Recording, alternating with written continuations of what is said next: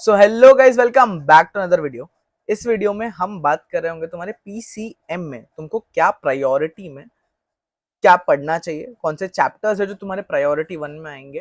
ठीक है, इस वीडियो में हम प्रायोरिटी 1 के बारे में बात कर रहे होंगे, अगले वीडियो में हम प्रायोरिटी 2 के बारे में बात कर रहे होंगे एंड प्रायोरिटी 3। ठीक है, अकॉर्डिंगली ये प्रायोरिटी 1, प्रायोरिटी 2 और प्रायोरिटी 3 ऐसे वीडियोस बनाने का मेन रीजन क्या है। देखो, तुमको पता है कि काफी सारे बच्चे ऐसे होंगे, तुमको तुम्हारा प्रिपरेशन लेवल पता होगा कि तुम्हारा प्रिपरेशन लेवल बहुत ज्यादा हो चुके हैं, तुम्हारी प्रिपरेशन, तुम्हारा ऑलमोस्ट सिलेबस खत्म हो चुका है या खत्म हो चुका है, तुम रिवीजन मोड पे हो। या फिर सेकेंड टाइप में ये आते हैं जिनका मॉडरेटली सिलेबस हुआ होता है, जिनका 60% के आसपास सिलेबस हो गया होगा या 50% के आसपास सिलेबस हो गया होगा, तो उनको अलग तरीके का, उनको प्रायोरिटी 1 प्रायोरिटी 2 करना चाहिए या प्रायोरिटी 1 करना चाहिए, वो सब बात करेंगे। फिर एक थर्ड टाइप के बच्चे होते हैं जिनका नहीं होता, जो शुरू कर रहे हैं अभी, जो बिगिनर्स हैं, तो उनको भी किन चैप्टर्स पे फोकस करना चाहिए so that they can maximize their output. ठीक है, मैं ये नहीं कह रहा कि तुम ये वीडियो देख लो, तुम 90% लेके आ जाओगे बोर्ड्स में, या फिर 100% आ जाएगा, 95 आ जाएगा, 80 आ जाएगा। ठीक है, बट जो तुम्हारा अब तक जितना भी पेपर हुआ है बोर्ड्स का, ठीक है, उसकी जो अंडरस्टैंडिंग है, जहां से क्वेश्चंस पूछे जा रहे हैं, ठीक है, जो इंपॉर्टेंट चैप्टर्स है जिनका वेटेज ज्यादा है, उन चैप्टर्स के बारे में बात कर रहे होंगे। फिजिक्स, केमिस्ट्री, मैथ्स तीनों का प्रायोरिटी 1 जो तुम्हारा होना चाहिए, फर्स्ट प्रायोरिटी जो तुमको फोकस करना चाहिए, उसके बारे में बात करेंगे। कल या परसों एक और वीडियो आ रही होगी प्रायोरिटी 2 के बारे में, उसके बाद एक और वीडियो आ रही होगी प्रायोरिटी 3 के बारे में। डिस्क्रिप्शन बॉक्स में व्हाट्सएप ग्रुप और टेलीग्राम ग्रुप दोनों का लिंक है, ज्वाइन कर लो, वहां पे मैं मटेरियल भी प्रोवाइड करूंगा, और तुम्हारे कुछ डाउट्स वगैरह होंगे तो तुम वहां से पूछ भी सकते हो या कमेंट सेक्शन में पूछ सकते हो, तो भी तुमको रिप्लाई कर दूंगा। ठीक है, on that note, moving on, और पहले बात करते हैं तुम्हारे फिजिक्स की। ठीक है, फिजिक्स में तुम्हारे कौन से चैप्टर्स हैं और कितना कितना मार्क्स के लिए आ रहा है, कौन सा चैप्टर्स, ये देख लेते हैं एक बार, एक सेकंड के लिए। हाँ, थोड़ा मैं छोटा हो जाता हूँ सो दैट तुमको दिखे। तो रोटेशनल डायनामिक्स तुम्हारा सबसे इंपॉर्टेंट चैप्टर्स में से एक है, एवरीबॉडी नोस। यहाँ पे जितने चैप्टर्स के ने लिस्ट लिखी है, रोटेशन, फ्लूइड्स, फिर kinetic theory of gases, thermodynamics, wave optics, electromagnetic induction, सारे ही इंपॉर्टेंट चैप्टर्स है। और तुम देख सकते हो कि विदाउट ऑप्शन 5 मार्क के लिए आ रहा है, विद ऑप्शन 7 मार्क्स के लिए ये चैप्टर्स पूछे जा रहे हैं। ठीक है, सो तुम ऑब्वियसली चाहोगे कि ये चैप्टर्स को तुम पहले प्रायोरिटाइज करो, इनके न्यूमेरिकल्स, इनके पीवाईक्यूज वगैरह तुम पहले करो। ठीक है, पहले बात करते हैं रोटेशनल डायनामिक्स की। तुमको पता है कि रोटेशनल डायनामिक्स थोड़ा डिफिकल्ट माना जाता है, ठीक है, बट तुम्हारे बोर्ड्स के परस्पेक्टिव से इतने हाई लेवल क्वेश्चंस नहीं पूछे जाते। अगर तुम पीवाईक्यूज कर रहे हो और तुम्हारे टेक्स्ट बुक के पीछे के क्वेश्चंस वगैरह देख रहे हो, न्यूमेरिकल्स देख रहे हो, और अगर तुम जेई या नीट किसी के लिए भी प्रिपेयर कर रहे हो, तो तुम्हारा रोटेशनल डायनामिक्स डिसेंट लेवल पे तो होगा कि तुम बोर्ड्स के क्वेश्चंस निकाल लो। ठीक है, बस ये है कि तुम जेई नीट या सीईटी के लिए जब प्रिपरेशन करते हो, तो तुम शॉर्टकट्स ढूंढते हो आंसर निकालने के लिए, वेरएस तुमको बोर्ड्स में स्टेप वाइज आंसर लिखना होता है। सो ये याद रखना कि रोटेशनल डायनामिक्स तुम करो, ठीक है, बोर्ड्स लेवल तक पहले कर लो अच्छे से, उसके बाद तुमको 5 मार्क तुमको यहाँ पे आराम से सिक्योर हो जाएगा, 7 मार्क विद ऑप्शन सिक्योर हो जाएगा। ठीक है, फिर फ्लूइड्स की बात करते हैं।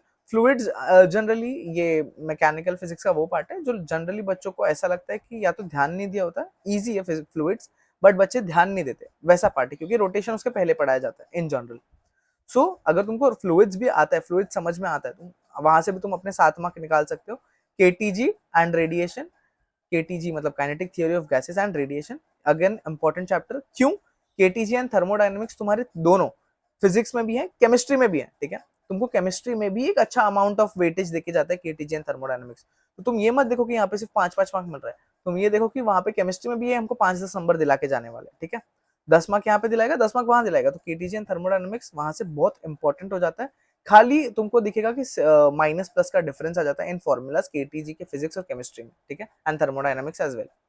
तो तुमको ज्यादा डिफरेंस दिखने नहीं मिलेगा इन फिजिक्स एंड केमिस्ट्री के थर्मोडायनेमिक्स एंड केटीजी में। तो तुम डेफिनेटली इस पे तो बहुत ज्यादा फोकस कर लेना कि तुम्हारा केटीजी और थर्मोडायनेमिक्स ढंग से निकल जाए। ठीक है, उसके बाद wave optics. Wave optics again तुमको, अगर तुम्हारा ऑप्टिक्स वाला पार्ट स्ट्रांग है तो तुमको ईजी लगेगा, और तुमको पता है कि वेव लेंथ क्या होती है, और सारी चीजें तुमको कैलकुलेट करनी आती है, तो वेव ऑप्टिक्स अगेन तुम्हारे लिए एक ईजी पार्ट रहेगा, बट अगेन थोड़ा डिफिकल्ट कैटेगरी में कंसिडर कर सकते हो, क्योंकि तुमको ज्यादा मार्क्स और ज्यादा इजी साथ में नहीं देंगे ऑब्वियसली। तो वेव ऑप्टिक्स तुम्हारा अगेन वैसा चैप्टर है तुमको। और इलेक्ट्रोमैग्नेटिक इंडक्शन तुमको मैं प्रायोरिटी 1 में भी अगर तुमको बोलूं कि सबसे पहले सबसे ऊपर किसको रखो, सबसे ऊपर रखो केटीजी थर्मोडायनेमिक्स, क्योंकि तुम्हारा फिजिक्स केमिस्ट्री दोनों में आएगा। उसके बाद तुम्हारा ईएमआई होना चाहिए, उसके बाद तुम्हारे रेस्ट ऑफ द चैप्टर्स जैसे जैसे तुम्हारी प्रिपरेशन हो वैसे तुम रख सकते हो। ठीक है, रोटेशन इतना डिफिकल्ट नहीं है, अगर तुमको समझ आता है मोमेंट ऑफ इनर्शिया क्या होता है, किसके अराउंड हो रहा है, क्या हो रहा है, कौन सा ऑब्जेक्ट कब घूमेगा, ठीक है। ये सारी चीजें अगर तुम्हारे समझ में आती हैं तो डेफिनेटली तुमको रोटेशनल डायनामिक्स इजी लगेगा। और तुम जेई या नीट के लिए प्रिपेयर कर रहे हो या सीईटी के लिए कर रहे हो तो बोर्ड्स लेवल का तुमको थोड़ा इजी ही लगेगा, कि तुमको लगेगा हो जाएगा, ठीक है। तो उसको बस ढंग से प्रैक्टिस करना पड़ेगा तुमको, ठीक है। ये हो गई फिजिक्स की बात प्रायोरिटी 1 में। एक सेकेंड में थोड़ा हट जाता हूँ एकदम से, तुम स्क्रीनशॉट ले सकते हो। 5 सेकेंड है, 5 4 3 2 1। आई होप स्क्रीनशॉट ले लिया होगा तुमने, ठीक है। अब बात करते हैं हम केमिस्ट्री की। केमिस्ट्री में प्रायोरिटी 1 क्या होना चाहिए तुम्हारा? देखो, तुम्हारा केमिकल थर्मोडायनेमिक्स जो तुम्हारे फिजिक्स में भी है थर्मोडायनेमिक्स, वो फिजिकल थर्मोडायनेमिक्स है, ये केमिकल थर्मोडायनेमिक्स है। तुमको यहाँ से भी तुमको 6 marks without option and with option तुमको 8 मार्क्स देके जा रहे हैं केमिस्ट्री में, ठीक है, थर्मोडायनेमिक्स। उसके बाद इलेक्ट्रोकेमिस्ट्री फिजिकल केमिस्ट्री का एक इंपॉर्टेंट एस्पेक्ट बन के आता है, ठीक है। जैसे तुमको अगेन 5 से 7 मार्क्स देखने मिल जाएंगे। एलिमेंट्स ऑफ ग्रुप 16, 17 एंड 18, ठीक है, ये भी तुमको 8 मार्क के आसपास देके जा रहा है। Transition and inner transition elements, ये भी तुमको अगेन 8 मार्क देके जा रहा है, ये तुम्हारे इनऑर्गेनिक के पार्ट हो गए। उसके बाद कोऑर्डिनेशन कंपाउंड्स 7 मार्क, 5 से 7 mark. Halogen derivatives organic chemistry में 5 से 7। Aldehydes, ketones and carboxylic acid again तुमको 6 से 8 मार्क्स देके जा रहा है, ठीक है। अगर तुम खाली इनको कैलकुलेट कर लो विद ऑप्शन या without option, with option calculate करेंगे तो 8 16 24 32 32 प्लस 21, 32 प्लस 21 हो गया तुम्हारा 53। तुमको 53 मार्क्स खाली यहीं से मिल जाएंगे, ठीक है। और तुम्हारा जो 30 मार्क्स जो तुम्हारे कॉलेज के हाथ में होता है, वहां से भी तुम पकड़ लो 27-28 मार्क्स मिल जाते हैं इन जनरल। तुम आराम से एक 70-75 प्लस स्कोर कर सकते हो, ठीक है। तो इतना स्ट्रेस लेने की जरूरत नहीं है। केमिस्ट्री में भी तुम वैसे कर सकते हो। फिजिक्स में भी अगर हम देखें मार्क्स कैलकुलेट करें तो 7 14 21 28 1 2 3 4 5 6, तुम्हारा अगेन 7 6 42 मार्क्स के तुमको यहीं से मिल जाते हैं। उसके बाद कॉलेज के पास 30 मार्क्स है और तुम थोड़े एक्स्ट्रा करके ही आओगे, जो लिख के आओगे उसके हिसाब से तुमको मार्क्स भी मिल जाएगा। तो आराम से तुम 70% तक स्कोर कर सकते हो सिर्फ प्रायोरिटी 1 करके, ठीक है, इन योर बोर्ड एग्जामिनेशन, ठीक है। उसके बाद बात करते हैं मैथमेटिक्स की। मैथमेटिक्स में मैथमेटिकल लॉजिक बहुत इजी चैप्टर है, ठीक है, बहुत इजी। तुम अगर 2 या 3 घंटे लगा दोगे ढंग से मैथमेटिकल लॉजिक पे, तुमको आराम से ये 8 मार्क तुम्हारे हाथ के हैं, ठीक है। 2 से 3 घंटे में तुमको सिर्फ बोर्ड्स के लिए बोल रहा हूँ, तुम जेई नीट लेवल पे भी जाओगे तुमको 3-4 घंटे के अंदर तुम इतने सारे क्वेश्चंस कर लो, पीवाईक्यूज कर लो, मोर देन इनफ। तुम्हारा मैथमेटिकल लॉजिक हमेशा बन जाता है। ट्रिग्नोमेट्रिक फंक्शन, तुमको ट्रिग्नोमेट्रिक फंक्शंस के लिए थोड़ा 11th का ट्रिग्नोमेट्री का आइडिया होना चाहिए, उसके फॉर्मूलाज के बारे में पता होना चाहिए। लेकिन अगेन बहुत डिफिकल्ट नहीं है, अगर तुमको फॉर्मूलाज पता है तो तुम 10 मार्क इजीली स्कोर कर सकते हो, ठीक है। देन अगेन बात करते हैं वेक्टर्स की। वेक्टर्स तुम्हारा 12 मार्क्स के लिए आ रहा है। वेक्टर्स डिफिकल्ट नहीं है, बच्चे काफी मिस इंटरप्रेट करते हैं क्योंकि इंटीग्रेशन डिफरेंशिएशन के बाद पढ़ाया जाता है lines and planes, vectors, 3D। तो बच्चे उसको मिस इंटरप्रेट करते हैं कि डिफिकल्ट होगा या पढ़ के ही नहीं जाते। तो याद रखना कि वेक्टर्स कर लेना ढंग से। वेक्टर्स तुम्हारा 12 मार्क्स देके जाएगा तुमको। लाइंस एंड प्लेन्स तुमको 10 मार्क्स देके जाएगा। डिफरेंशिएशन, एप्लीकेशन ऑफ डेरिवेटिव्स तुमको दोनों 9 मार्क के लिए आएंगे, यानी 18 मार्क्स। एंड इनडेफिनेट इंटीग्रेशन तुमको 10 मार्क के लिए आ रहा है। डिफरेंशियल इक्वेशन तुमको 8 मार्क के लिए आ रहा है, ठीक है। अगर तुमको डिफरेंशिएशन, इंटीग्रेशन ये सारा पार्ट थोड़ा डिफिकल्ट लगता है, तुम सोच रहे हो कि मैं कैलकुलस ही छोड़ के जाऊंगा, ठीक है, कुछ बच्चे होते हैं जो सोचते हैं मैं कैलकुलस नहीं करूंगा, कैलकुलस छोड़ के चला जाऊंगा। बट तुम ये याद रखना कि कैलकुलस में जो तुम्हारी बेसिक चीज है बोर्ड्स लेवल की, उसको ना छोड़ो, ठीक है। तुम अगर उसके वन शॉट वीडियोस देख लो, उसके कुछ पीवाईक्यूज प्रैक्टिस कर लो, that is more than enough कि तुम एग्जाम में कुछ ऐसा परफॉर्म करके आ जाओ कि अगर 5 या 10 मार्क का क्वेश्चन है तो उसमें तुमको 4-5 मार्क्स मिल जाए, ठीक है, 10 मार्क के क्वेश्चन। तो तुमको 10 में से 10 भले ही ना मिल रहा हो, बट तुमको एक फायदा मिल रहा है, एक एडवांटेज मिल रहा है 4-5 मार्क्स का, ठीक है। और मैथ्स का पेपर क्योंकि लेंदी नहीं होता, मैथ्स का पेपर ऐसा ही होता है कि तुम सॉल्व कर सकते हो विद ऑप्शंस, इतना टाइम होता है मैथ्स के पेपर में स्पेसिफिकली, ठीक है। तुम अगर यहाँ पे कैलकुलेट कर लो तो 9 9 18 प्लस 16 तुम्हारा 6 7 34 34 44 44 54 54 प्लस 10 अगेन 64 64 प्लस 12, तुम्हारा 76 मार्क्स का पेपर खाली इस पार्ट से आएगा, ठीक है, इस पार्ट से। और तुमको अब इसमें से बहुत, अगर तुम छोड़ने का सोच रहे हो तो तुमको बहुत लॉजिकल रहना पड़ेगा कि तुम क्या छोड़ रहे हो, क्योंकि वो कम मार्क्स के लिए आता है या ज्यादा मार्क्स के लिए आता है, ठीक है। वेक्टर्स, लाइंस एंड प्लेन्स, ये सारी चीजें छोड़नी नहीं है हमको, ये इजियर पार्ट है। मैथमेटिकल लॉजिक, ट्रिग्नोमेट्रिक फंक्शंस, ये सब हमको नहीं छोड़ के जाना, ठीक है, एग्जाम हॉल में स्पेसिफिकली। अब कुछ एक इंपॉर्टेंट चीज के बारे में बात कर लेते हैं। हाँ, एक सेकेंड, तुमने यहाँ पे भी स्क्रीनशॉट नहीं लिया होगा, ये ले लो। 5 4 3 2 1, ठीक है। अब बात कर लेते हैं dos and don'ts in this last 2 months, ठीक है। बच्चे बहुत ज्यादा पैनिक कर जाते हैं कि भैया मेरा पढ़ाई करके कुछ नहीं हुआ है, या फिर मैं क्या पढूं, मुझे समझ नहीं आ रहा है, मैं कैसे स्टार्ट करूं प्रिपेयर करना। पहला, सबसे इंपॉर्टेंट चीज कि डोंट बी स्ट्रेस। तुम अगर स्ट्रेस लोगे ना तो तुम्हारा परफॉर्मेंस हिंडर करेगा तुम्हारी एग्जामिनेशन में भी, और अभी तुमको अंडर परफॉर्म करवाएगा वो चीज।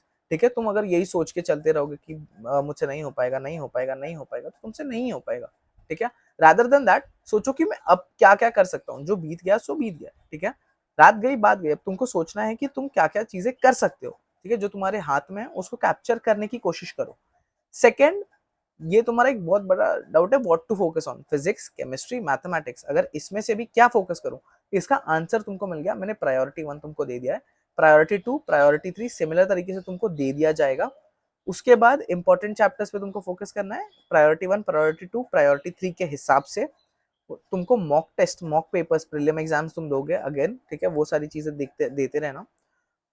एंड तुमको एग्जामिनेशन पैटर्न समझेगा एटलीस्ट। ठीक है, उसके बाद बोर्ड्स में कैसे क्वेश्चंस आ रहे हैं उसके लिए तुमको पीवाईक्यूज सॉल्व करने पड़ेंगे। पीवाईक्यूज का एक लिस्ट बना लो कि तुमको कौन से क्वेश्चंस आ रहे हैं, कौन से क्वेश्चंस नहीं आ रहे, कौन सा क्वेश्चन ज्यादा रिपीटेड है, उनके आंसर्स लिखो, अकॉर्डिंगली अपने पास रखो उन आंसर्स को। ठीक है, एंड जो भी तुम्हारे physics, chemistry, maths related doubts है, तुम समझो एकेडमिक्स, तुम क्वेश्चन सॉल्व कर रहे हो, तुमको कुछ डाउट आ रहा है, तुम कैसे क्लियर करो, तुमको डिस्क्रिप्शन बॉक्स में व्हाट्सएप ग्रुप और टेलीग्राम ग्रुप दोनों का लिंक मिल जाएगा, वहां आ जाओ।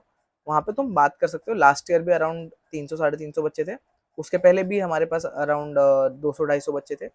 तो हर बार बच्चे आते हैं, बच्चे बात करते हैं आपस में, एक दूसरे के डाउट्स क्लियर करते हैं। अगर नहीं हो पाता तो मुझे भी टैग कर देते हैं ग्रुप में, तो मैं भी क्लियर कर देता हूँ डाउट्स। ठीक है, तुम्हारा जो भी मटेरियल है, स्टडी मटेरियल, जो भी तुमको इंपॉर्टेंट स्टडी मटेरियल है, वो ग्रुप पे मैं प्रोवाइड करता रहूंगा बीच बीच में। ठीक है, उसके बाद तुम्हारा सीईटी तक तुम्हारा यही चैनल चलने वाला है। तुम्हारा पूरा सीईटी तक जो भी तुमको हेल्प चाहिए, गाइडेंस चाहिए, सब तुमको इस चैनल पे मिलेगा। Moving on, thanks for watching. ये मेरे सोशल्स है, अगर तुमको रीच आउट करना है तो तुम रीच आउट कर सकते हो। बट अगेन अभी ये टाइम नहीं है कि तुम सोशल मीडिया चलाओ, ये टाइम है कि तुम 6-8 घंटे दिन में आराम से पढ़ाई करो। ठीक है, तुम अपना सिलेबस खत्म करने के लिए देखो। साथ में ऐसा कि अब बच्चों का ये भी डाउट होता है कि पढ़े कहाँ से, पढ़े कहाँ से, यूट्यूब पे बहुत सारे टीचर्स हैं जो वन शॉट वीडियोस डालते हैं। अगर तुम चैप्टर कोई छोड़ के जाने वाले हो, 100% छोड़ के जाने वाले हो एग्जाम में, उसका वन शॉट वीडियो एक बार देख लेना। देखना कि उसमें क्या क्या चीजें पढ़ा रहे हैं। वो वन शॉट वीडियो में वैसी ही चीजें पढ़ाते हैं मेजोरिटी जो इंपॉर्टेंट है बोर्ड्स के परस्पेक्टिव से, और तुम एग्जाम में सॉल्व कर पाओ। तुम थोड़े उसके पीवाईक्यूज बना लोगे, that is more than enough कि तुम उस चैप्टर में, अगर 10 मार्क का चैप्टर है, तुम उसमें 5 मार्क्स स्कोर कर सकते हो इजीली।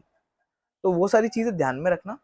ज्यादा क्या बोलते हैं, खुद को मिस कैलकुलेट मत करो कि मुझसे नहीं हो पाएगा, या बोर्ड्स तो बहुत करीब आ गया है, मेरा क्या होगा, एक्सेट्रा एक्सेट्रा। खुद को सेल्फ डाउट में मत डालो, बिकॉज ये टाइम नहीं है सेल्फ डाउट में डालने का। प्रायोरिटी 2, प्रायोरिटी 3 भी तुमको मिल जाएगी। कुछ डाउट है तो कमेंट सेक्शन में पूछ लो, या व्हाट्सएप ग्रुप या टेलीग्राम ग्रुप में आ जाओ। ठीक है, सारे डाउट्स क्लियर कर दूंगा। Thanks for watching. अगर तुमको फिर भी कोई डाउट है और तुमको व्हाट्सएप पे और टेलीग्राम पे नहीं आना, तो तुम मेरे सोशल्स पे रीच आउट कर सकते हो। ठीक है, thanks for watching, bye bye.